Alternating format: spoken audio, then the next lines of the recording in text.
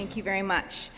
I am truly honored to be invited to give the keynote address on the important topic of herpes zoster. I have no financial interest to disclose since I work as a volunteer. My work is supported in part, however, by a lead investigator grant from the National Shingles Foundation.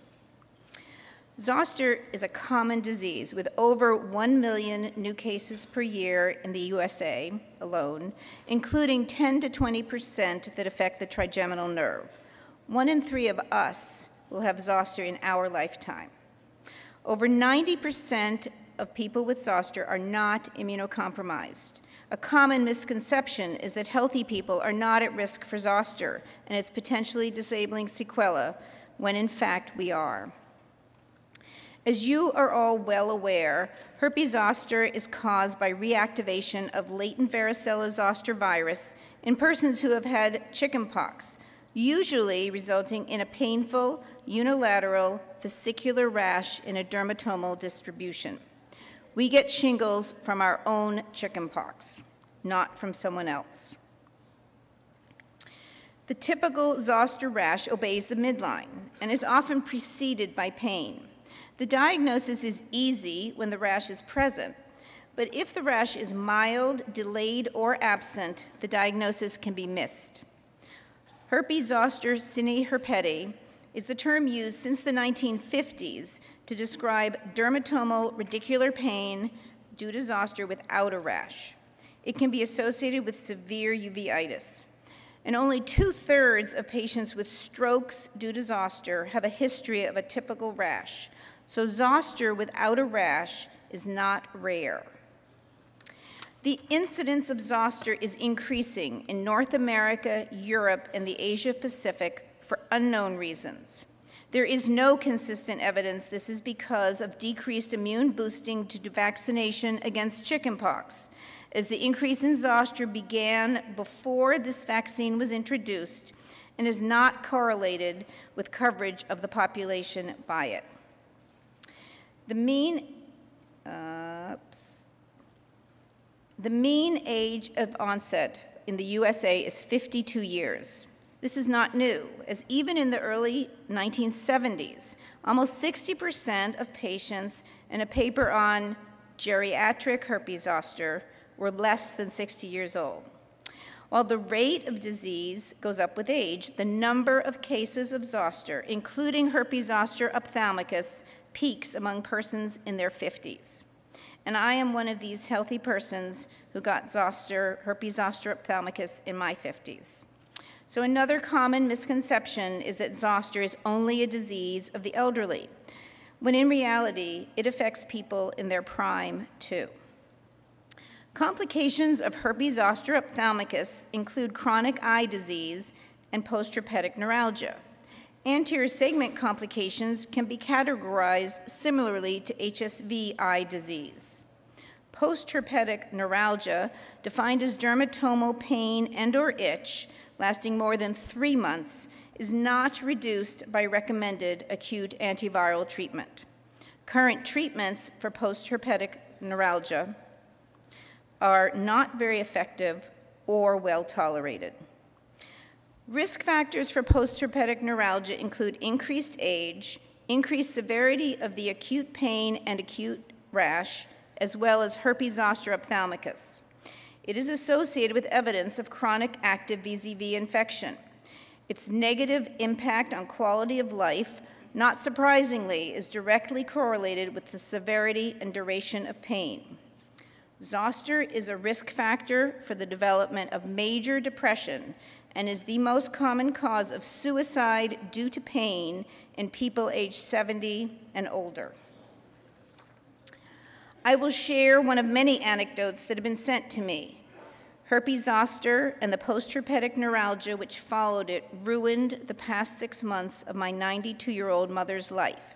It has been a horrendous time for my mom, with debilitating pain in spite of medications, constant visits to doctors, including 2 periods of hospitalization, 2 months in a rehab facility. Her life became a nightmare where she slept most of the day, lost interest in food, exercise, and life in general. I could hardly recognize her as my mother through this period, hand on her forehead where the pain originated, constantly nodding off and sometimes not getting out of bed all day, uncommunicative, unable to perform even the most elementary tasks of daily living that were once easy for her pre-shingles. Zoster is a risk factor for potentially fatal strokes, and the risk of stroke is greater after herpes zoster ophthalmicus than after zoster in general. In addition to stroke, zoster has been determined to be a risk factor for heart attack in young persons. Strokes are caused by chronic active viral infection of the cerebral arteries. They occur an average of 4 months after zoster and are diagnosed by imaging.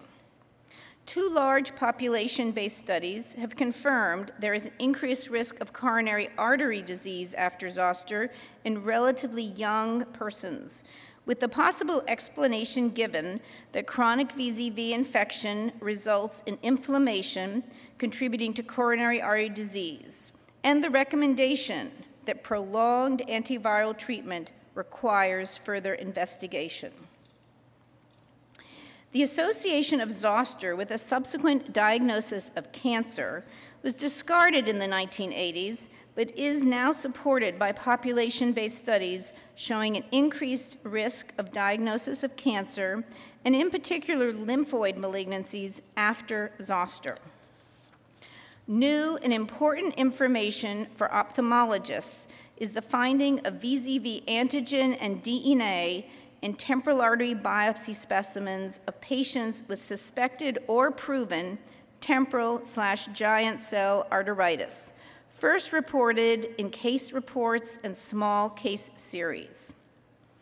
There is compelling evidence that VZV infection is the trigger for inflammation in giant cell arteritis from a large series in which over 70% of positive temporal artery biopsy specimens, when sectioned 50 times, had VZV antigen, usually adjacent to giant cells.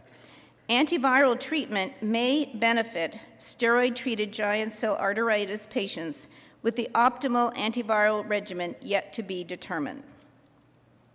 Recommended acute treatment of zoster includes oral antivirals for 1 week within 72 hours of the onset of the rash, using valacyclovir 1,000 milligrams 3 times daily, famciclovir 500 milligrams 3 times daily, or acyclovir 800 milligrams 5 times daily, which is not quite as effective as valacyclovir or famciclovir.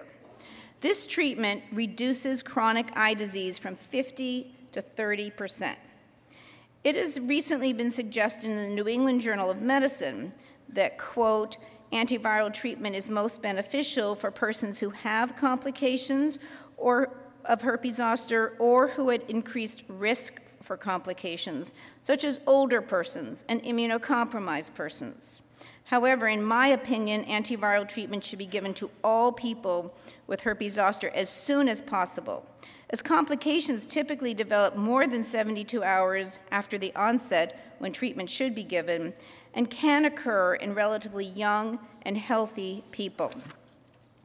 For example, a healthy person in her 50s developed radicular pain and a delayed rash. Soon after treatment began, she developed leg numbness and weakness due to transverse myelitis caused by zoster, and she went on to have post-herpetic neuralgia. So one can't predict who will have serious complications. One should begin oral antivirals as soon as one suspects zoster, and also recommend the zoster vaccine to persons in their 50s. Dendriform keratitis lesions are PCR positive for VZV and are caused by chronic active infection. This has really changed our understanding of the disease. New effective treatment for dendriform keratitis is topical ganciclovir 5 times a day until healed, and then twice a day for a few weeks. Possible new treatment for herpes zoster ophthalmicus is prolonged suppressive oral antivirals. The zoster eye disease study application was resubmitted to the NEI to conduct a randomized controlled trial to determine if suppressive valacyclovir for 1 year reduces chronic eye disease and/or post-herpetic neuralgia. If funded, a big if, 1,000 immunocompetent herpes zoster ophthalmicus patients with an episode of active keratitis or uveitis within the past year will be enrolled in 60 established clinical centers with over 100 investigators in 28 states. The tremendous support of this study by cornea specialists is very impressive. The rationale of this study is first evidence that zoster is associated with chronic VZV infection, contributing to dendriform keratitis, uveitis, post-herpetic neuralgia, strokes, and giant cell arteritis. Second, the herpetic eye disease study, a cyclovir prevention trial, showed that suppressive antiviral treatments significantly reduced recurrent herpes simplex virus disease and was most beneficial in reducing stromal keratitis.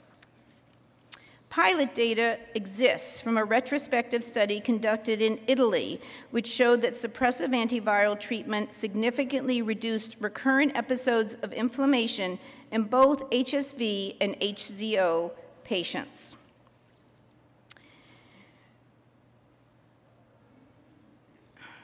Okay. This is going backwards. Okay.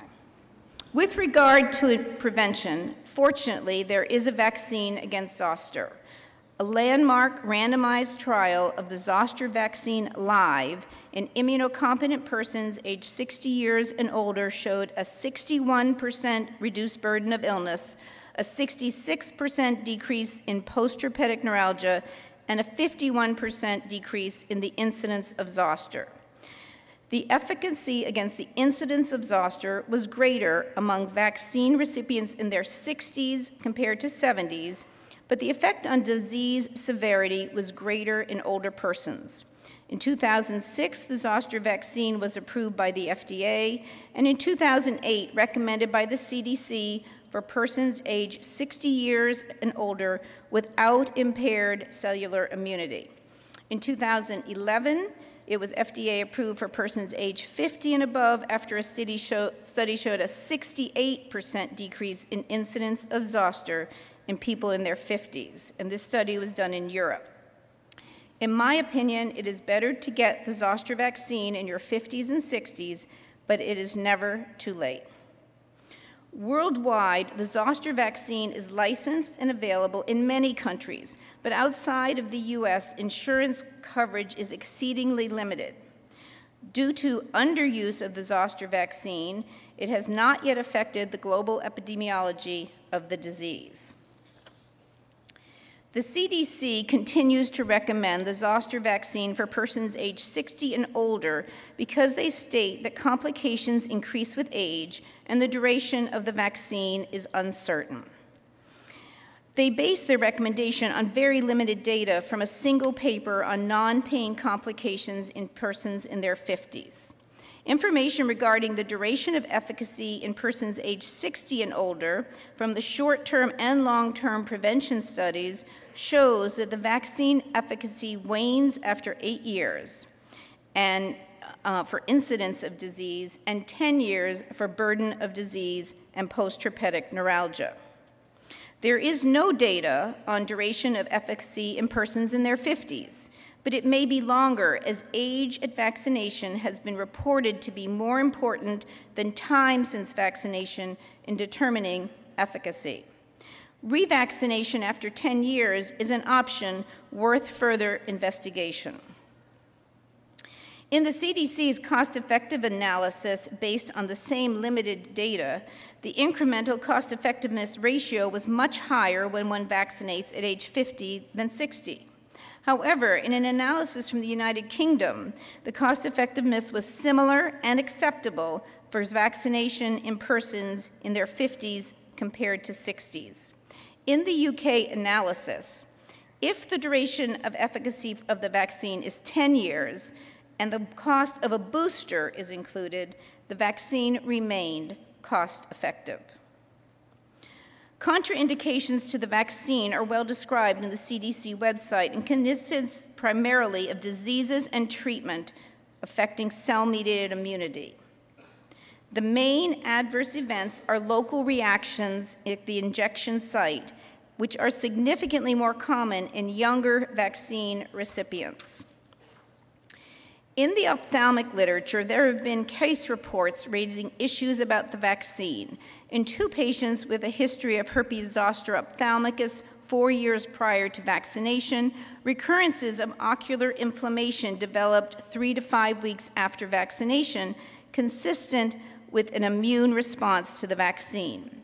Herpes zoster ophthalmicus patients should be informed of this risk and monitored after vaccination, but they may want the vaccine in view of the 6% risk of another episode of zoster. Of greater concern are reports of 2 zoster vaccine recipients who developed acute retinal necrosis afterwards.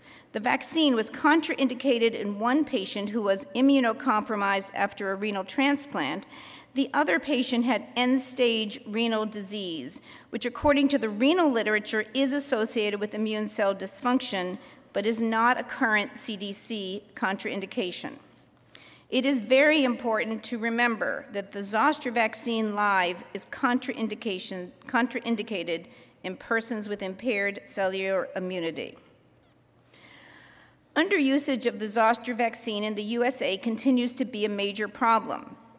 As of 2013, only 1/4 of the eligible persons aged 60 years and older have received the vaccine, and racial and ethnic gaps in vaccine coverage have widened. Why is this so, and what can we do about it? There are a number of barriers to the vaccine, including high cost, complex and limited reimbursement, and lack of a strong recommendation by physicians. At NYU, we introduced a number of interventions to overcome these barriers. We also conducted a study supported by Merck in 2011. In one part of the study, we determined the impact of our interventions by surveying primary care doctors before and 1 year after the interventions were introduced. In the other part, we obtained consent to screen Bellevue Hospital ophthalmology clinic patients for eligibility for the vaccine, and then gave the vaccine in the clinic to eligible and willing patients.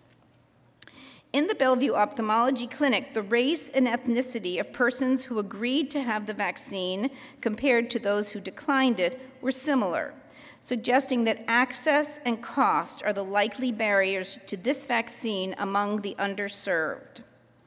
Our Bellevue City Hospital patients had primary care doctors, and the most common reason they declined the vaccine was because they wanted to speak with their doctor. Recommendations of primary care doctors regarding vaccinations are known to be most important, but ophthalmologists should also recommend the zoster vaccine and will probably be more effective if they have a strong relationship with their patients.